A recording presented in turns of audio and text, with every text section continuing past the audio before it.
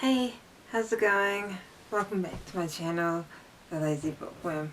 I'm Rebecca, and today we are going to do a book review.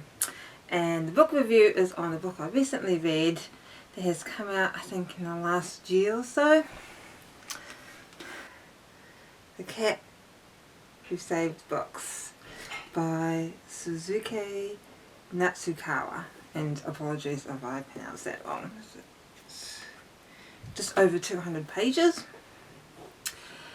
and it is a book that was originally published in Japan in a couple of years ago, and it's translated. And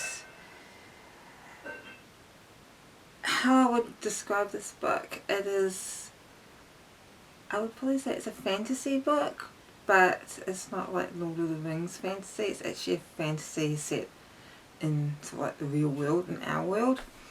It is about this kid called Rintaro, the discussion, whose grandfather ran a small second-hand bookshop,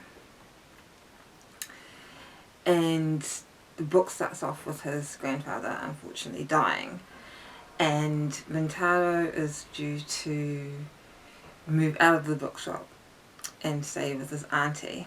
But before he moves out of the bookshop, there's a twist.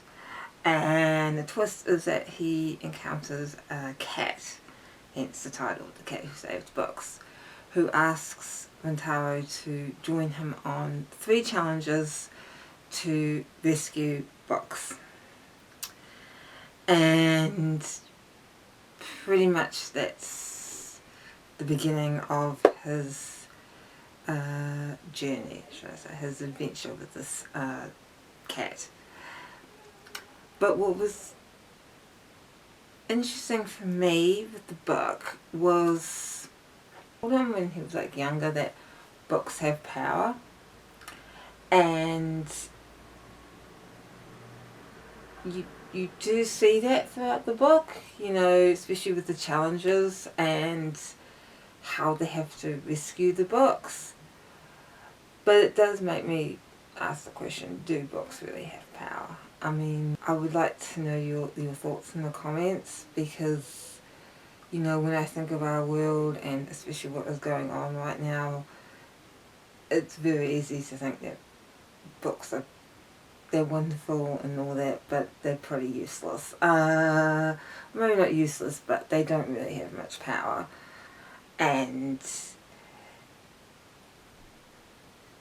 so yeah, so it's very easy to think that. But at the same time, you know, when you do think of books, whether they be sort of non-fiction books or fiction books, you know, there's so many books that have had such an impact on people's lives, and even to a certain extent on people's history and on history itself. So yeah, I mean, I don't think I really have an answer to my question. Do books have power? I like to think they do, but sometimes I don't think they do. I would highly recommend this book. It's only a short book, and it will just fly by, I guarantee you.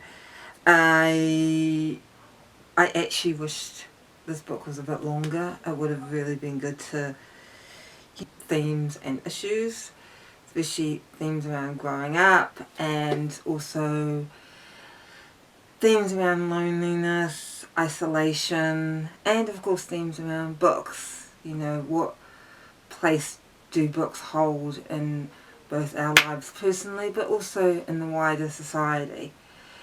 And that's why I would recommend this particularly to any book lover.